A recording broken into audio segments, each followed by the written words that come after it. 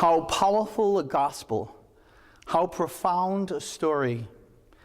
An elderly man who loves nothing more than his children.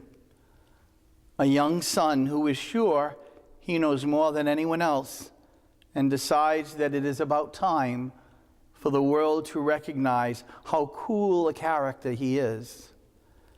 An older son stays home, does his work, and knows that one day it will all be his.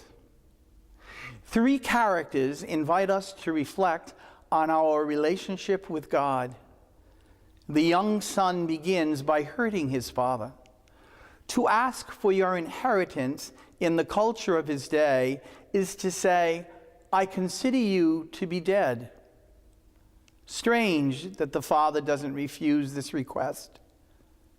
Stranger still is the fact that he doesn't seem to take offense, although what father wouldn't be hurt at such a request?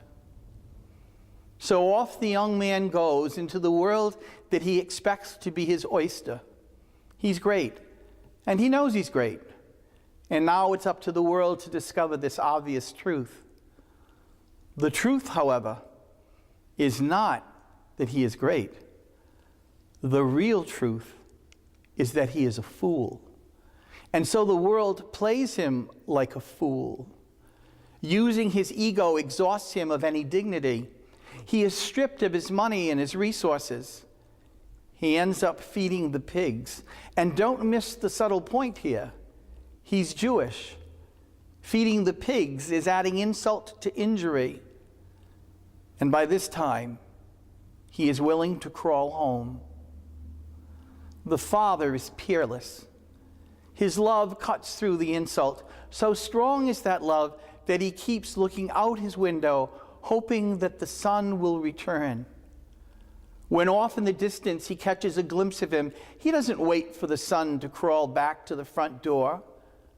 Rather, he runs out of the house and down the hill, so thrilled is he to be able to wrap his arms around his son.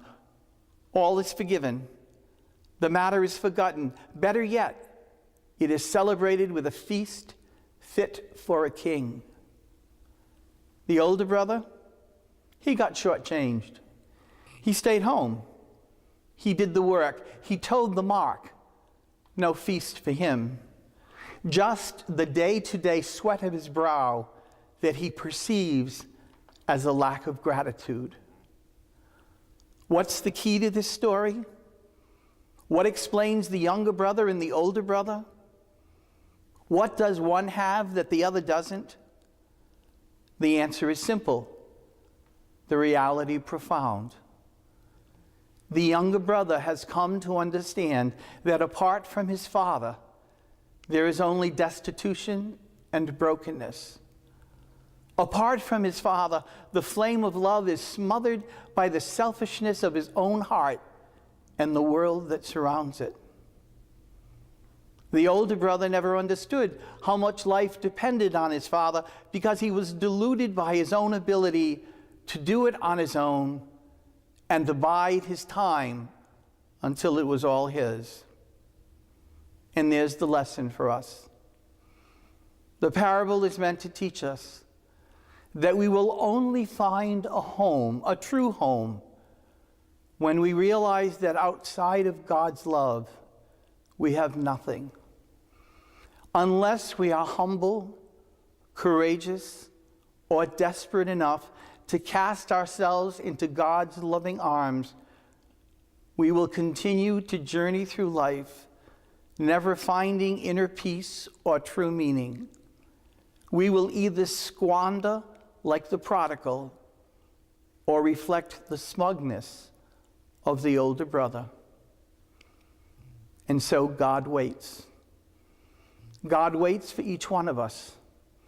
God waits for us to discover what the prodigal found and what the older brother waits to find.